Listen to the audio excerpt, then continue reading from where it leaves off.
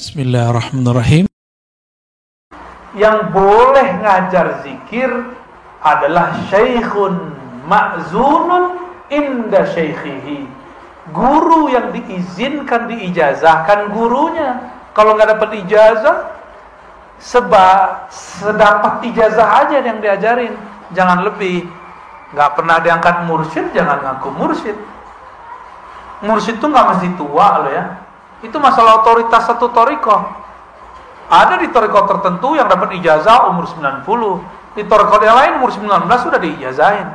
Saya ketemu kemarin waktu ke Sumatera, ada guru saya, dia sudah memimpin suluk dua thariqah, Naqsyabandiyah dan Samaniyah Qadiriyah.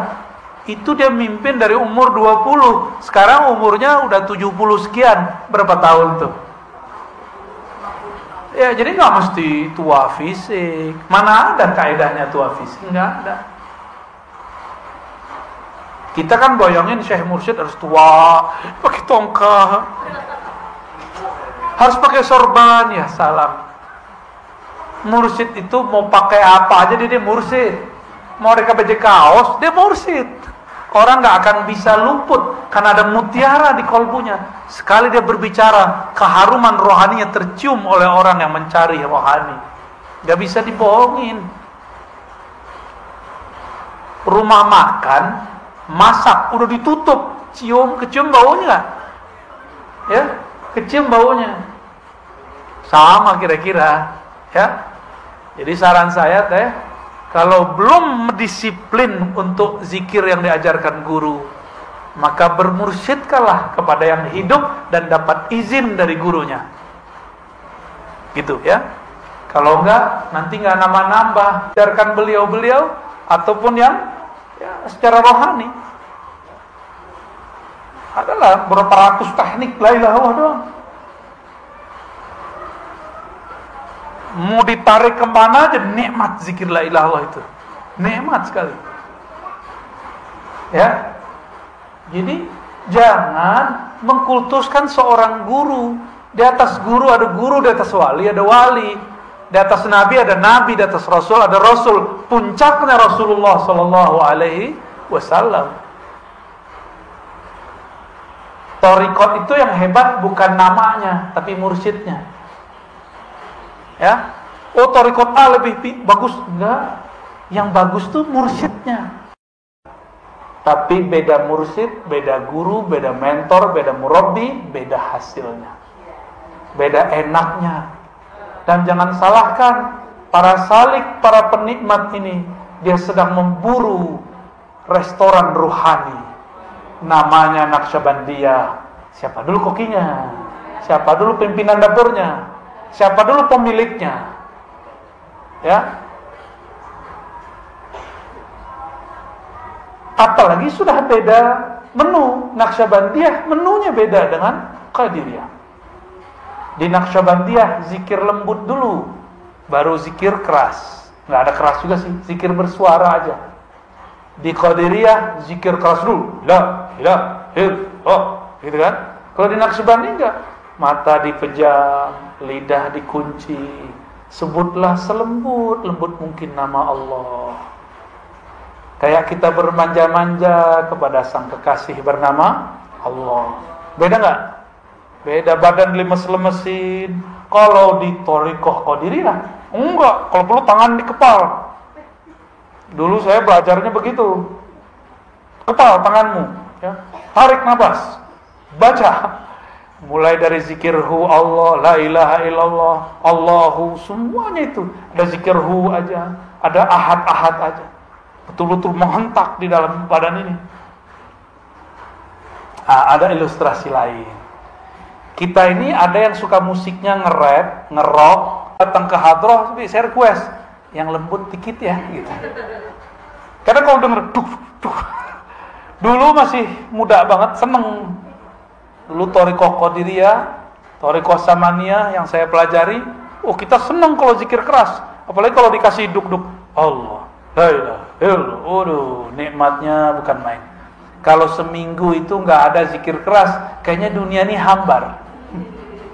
Dulu begitu. Belakangan umur udah nambah, ya senangnya yang adem-adem, yang lembut-lembut, tapi tidak anti zikir keras. Memahami zikir keras ini beda gitu.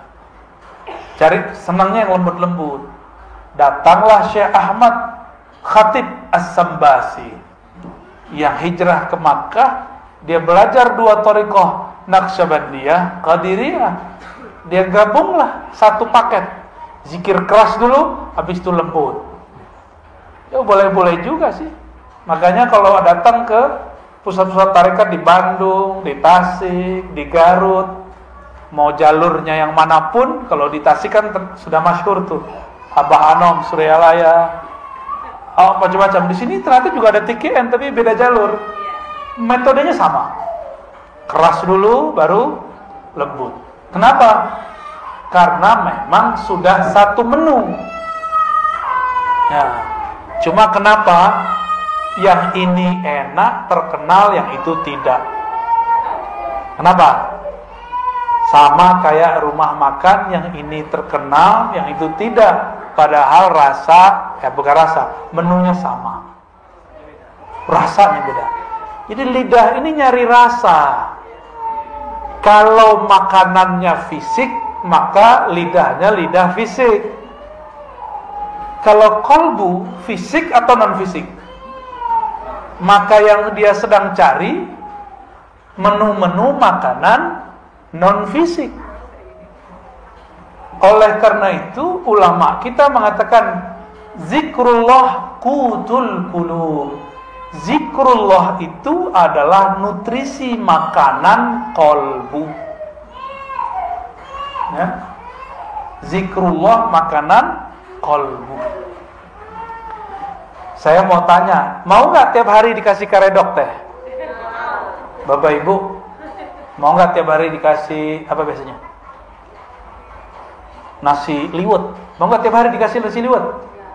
Enak juga. Lama-lama tensinya naik, kolesterolnya naik, lidahnya tiba-tiba jadi asin.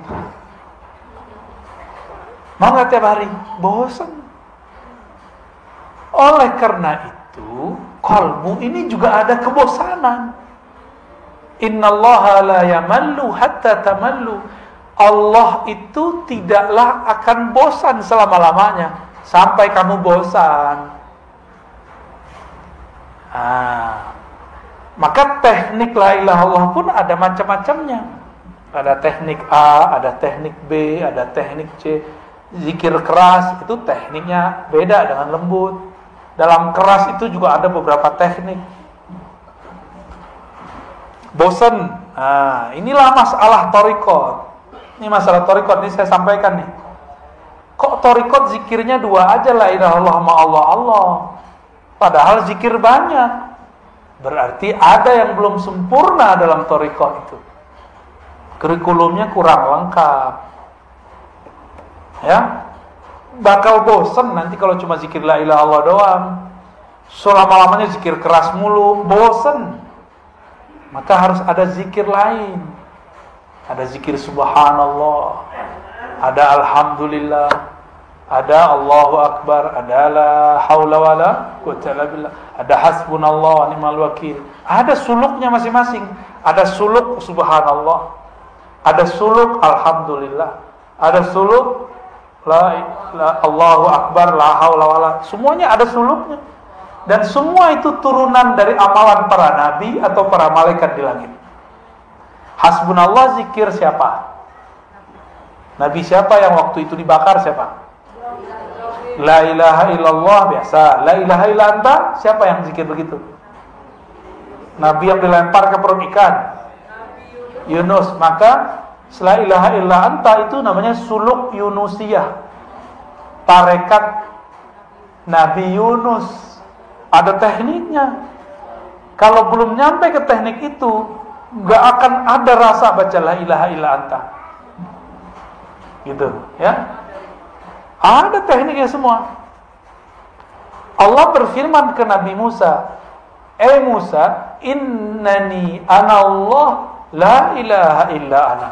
Sesungguhnya akulah Allah tiada ilah, tiada yang berhak disembah, tiada Tuhan kecuali aku. La ilaha illa ana. Oh, ternyata ahli zikir tertentu, dia kalau baca la ilaha Allah, dalam batin dia yang bunyi la ilaha illa ana. Seakan-akan Allah berkalam. Lidahnya baca la ilaha illallah, la ilaha illallah. Tapi di batinnya seakan-akan Allah bicara seperti kepada Nabi Adam. Itu semua nggak bisa dibuat-buat. Itu semua ada kurikulumnya, ada tekniknya. Kalau seorang mursyid belum mendapatkan tekniknya, dia pun haram mengajarkannya. Dia harus belajar lagi ke mursyid yang lebih tinggi. Di atas mursyid ada mursyid, di atas dokter ada dokter spesialis.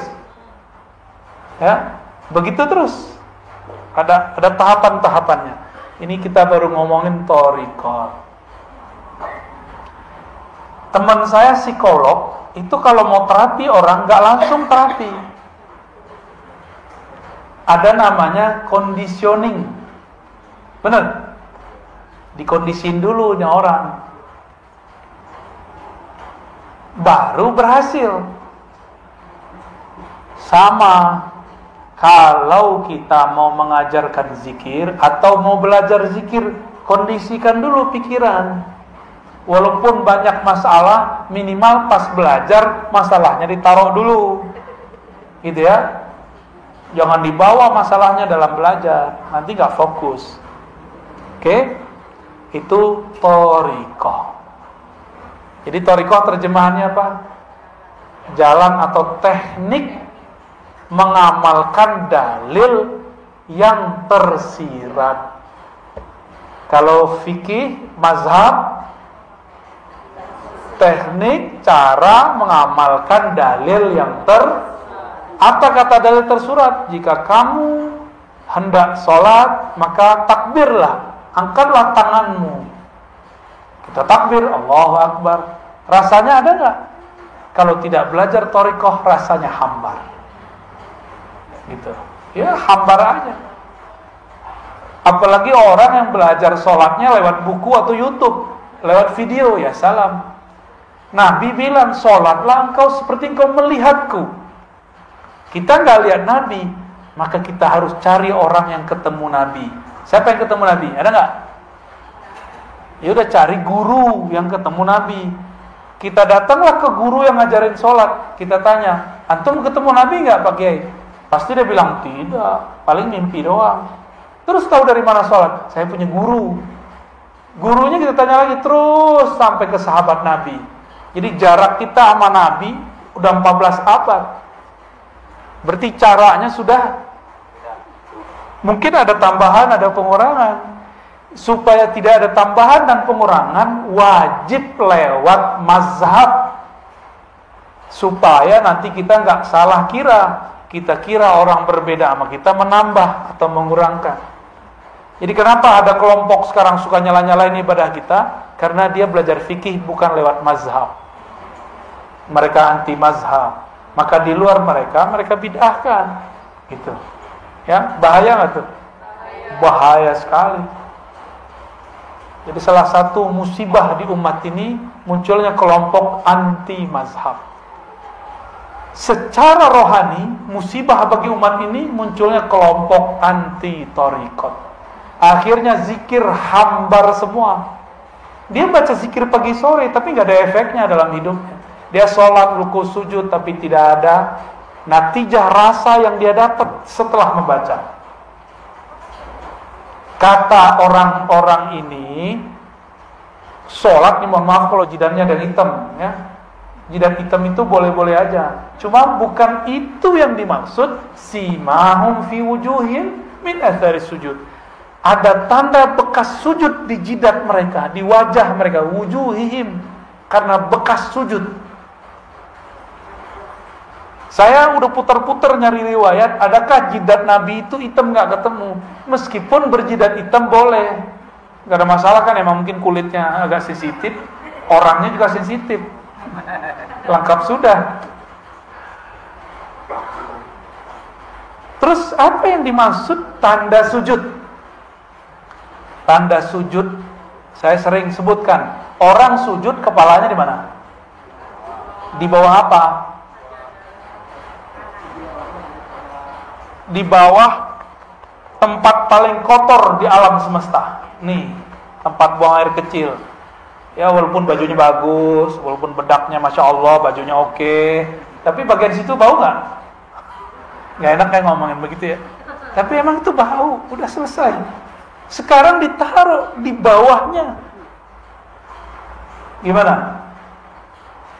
Maka yang disebut athar sujud, bekas sujud adalah hilangnya kesombongan seorang hamba. Itu baru disebut bekas sujud. Kita baru sujud fikih atau mazhab, belum sujud thariqat. Kalau sudah sujud thariqat, tahu tekniknya. Kalau engkau sujud, rendahkan egomu, hancurkan egomu, hinakan jiwamu di hadapan Allah. Dihina-hinain benar. Baru berbuah namanya tawadu. Tawadu, rendah hati, namanya hakikat. Ya, jadi hakikat itu buah dari orang dari tarekat. Zikir. Ala bidzikrillah tatmainnul qulub. Ketahuilah hanya dengan menyebut nama Allah hati jadi tenang. Cara nyebutnya gimana? Ada cara nyebutnya. Gimana cara nyebutnya? Nama ala bidzikrillah, hanya dengan menyebut nama Allah. Nama Allah siapa? Ya Allah. Gampang tuh? Bismillah. Gimana cara nyebutnya? Allah. Gitu cara nyebutnya? Enggak. Ada tekniknya. Ya. Itu yang mahal. Ya, harus pakai talqin.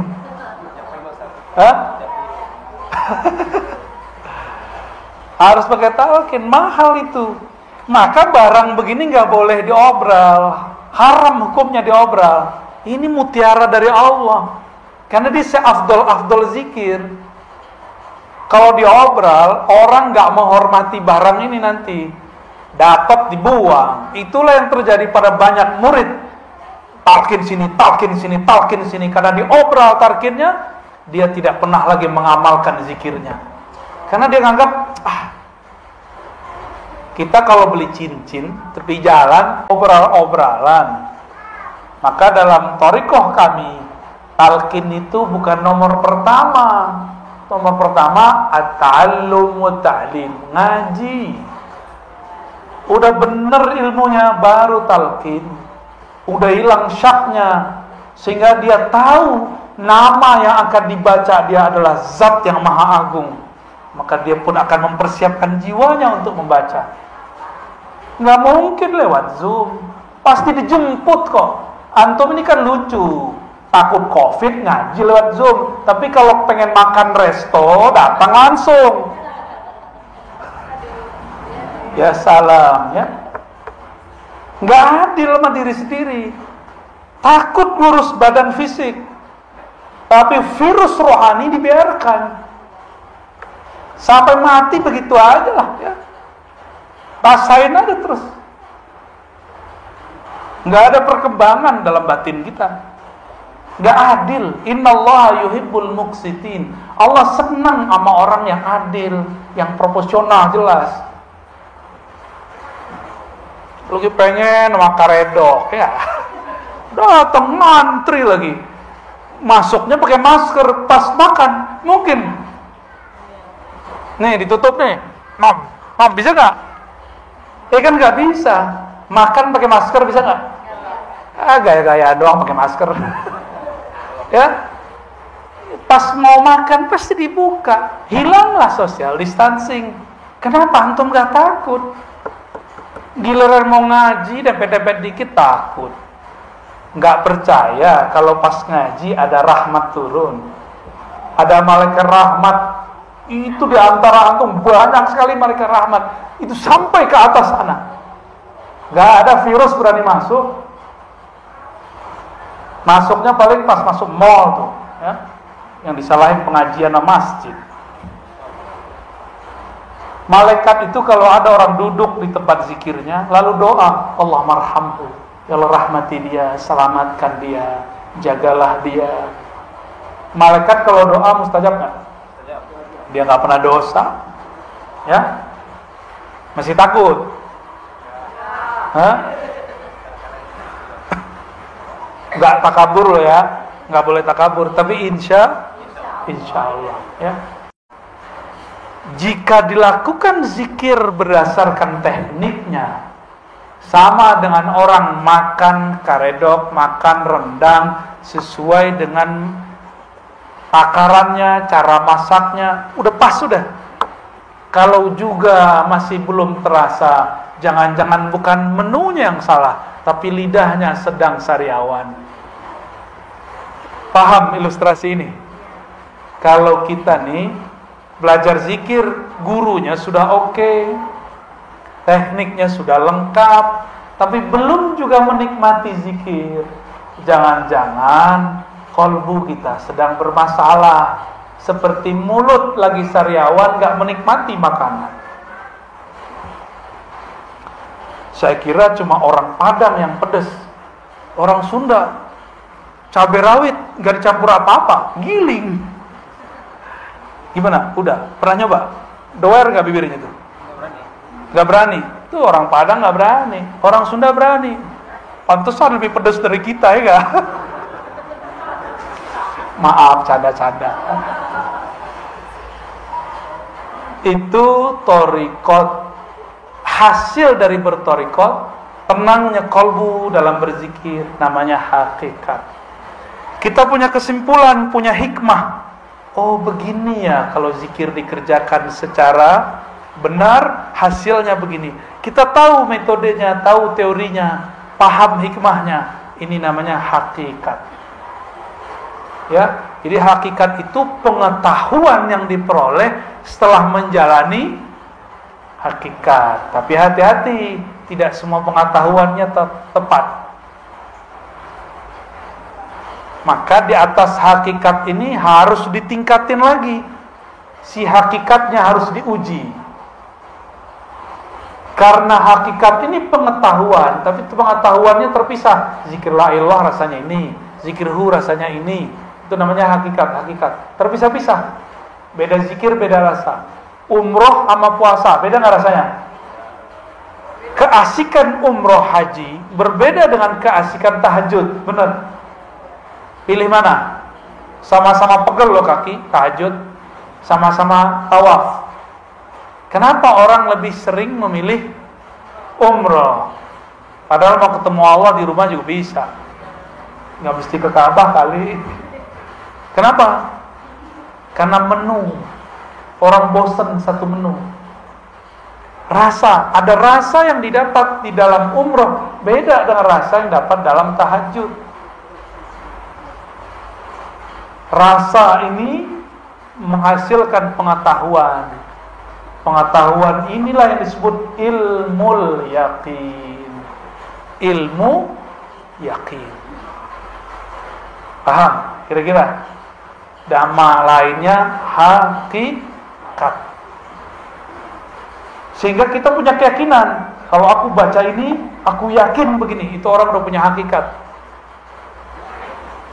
Maka orang yang sudah mengerti hakikat, jika ada orang bersyariat sholat 1000 rakaat, dia cukup 2 rakaat, itu udah sama. Kalau orang bersyariat belum mengerti ilmu yakin, dia sholatnya baru by pahala. Kalau ada pahala dia sholat, kalau nggak ada pahala dia nggak sholat. Kalau orang mengerti hakikat, dia sudah tahu bahwa sholat itu jangan harap pahala, tapi ada sesuatu di belakang itu. Inilah yang disebut oleh Nabi, orang alim tidur lebih ditakuti oleh setan daripada orang yang itu, maksudnya yang punya ilmu hakikat. Kalau ilmu yang zahir-zahir mah biasa. Lalu apa beda hakikat dengan ma'rifat? Hakikat itu masih bisa luntur. Hakikat itu masih bisa salah. Yakinan kita kadang-kadang belum tepat. Dari mana kita tahu? Yang paling banyak dapat ilmu hakikat waktu di surga itu malaikat namanya Azazil. Tetap saja tergelincir, dipecat dari malaikat namanya iblis. Iblis itu ahli hakikat. Dengan ilmu hakikatlah dia menyesatkan orang-orang ahli zikir yang tidak berguru. Pernah berguru terus ninggalin gurunya. Pernah bermajelis lalu keluar dari majelis. Orang-orang begini dicaplok sama iblis. Apa kata iblis? Zikir kamu keren ya. Karena zikir kamu banyak orang sembuh nih. Kamu sebenarnya mursyid yang lebih sakti daripada gurumu. Mulai terbersit. Kita lebih sakti dari guru. Tuh, kena tuh dah. Pernah nggak ngeliat ada orang begitu? Ya, murid kiai besar buat tarekat baru. Ini nasib dia ini. Keluar dia dari halaqah. Karena terbersit dalam hatinya, dia lebih sakti dari gurunya. Dia nggak sadar gurunya sedang pura-pura nggak bisa. Ngetes dia aja. Guru pura-pura nggak bisa ngeruqyah, nggak bisa. Oh, saya nggak bisa doain air, pura-pura aja. Bukan berarti dia nggak bisa. Dia nguji antum itu. Ngerasa sakti nggak melebihi guru. Banyak yang terpedaya di situ. Apalagi urusannya udah ketemu pulus. Ya. Apalagi urusannya udah ketemu pengikut. Orang merasa pengikut itu aset dia. Waduh, gawat. Banyak orang tergelincir pada bab ini. Banyak sekali. Oleh karena itu, orang sudah bertarekat dapat hakikat, masih bisa tergelincir. Contohnya Barsisah. Contohnya Musailamah Al-Kazzab. Itu Musailamah kan dulu ikut nulis wahyu. Musailamah ikut nulis wahyu, Bang. Khidmah ke Rasulullah. Maka kita berdoa orang-orang yang berkhidmah untuk agama ini, untuk kita tidak membelot di akhir nanti. Amin. Ya, ini bahaya benar. Kenapa? Si Musailamah ini melihat harian Nabi. Dia mikir, Nabi mah biasa aja orangnya. Kita begini, dia begini. Kita begitu, dia begitu. Akhirnya dalam pikiran apa? Nabi ini orang biasa kayak. Kejadianlah sekali, ada penulis wahyu selain Musailamah. Nabi turun ayat kepada Nabi. Tapi Nabi gak bacakan semua. Nabi masih tertegun, keasikan membaca ayat. Si penulis wahyu ini diizinkan Allah terbuka tarbir rohaninya. Dia dengar Jibril baca ayat. Surat Al-Mu'minun itu tentang penciptaan alam, penciptaan tubuh kita. Fatabarakallahu ahsanul khaliqin. Dengar dia. Terus dia konfirmasi ke Nabi, ya Rasulullah, lanjutan ayatnya ini bukan. Saya barusan dengar ada Jibril baca. Kata Nabi, benar. Dalam hati terbersit sama dia, gini doang ilmu guru gua. Gini doang makomnya Rasul. Saya juga bisa. Maka orang ini jadi nabi palsu. Kalau murid jadi mursyid palsu. Maka untuk selamat hanya satu bab, harus masuk pintu ma'rifatullah. Apa itu ma'rifatullah? Disebut ma'rifatul Muhammadiyah. Mengenal hakikat Nabi Muhammad sallallahu alaihi. Dalilnya apa? Qul in kuntum tuhibbunallaha fattabi'uni. Katakan jika engkau cinta Allah maka ikuti aku sang Muhammad. Maka dia harus ikut ma'rifat Nabi Muhammad sallallahu alaihi wasallam.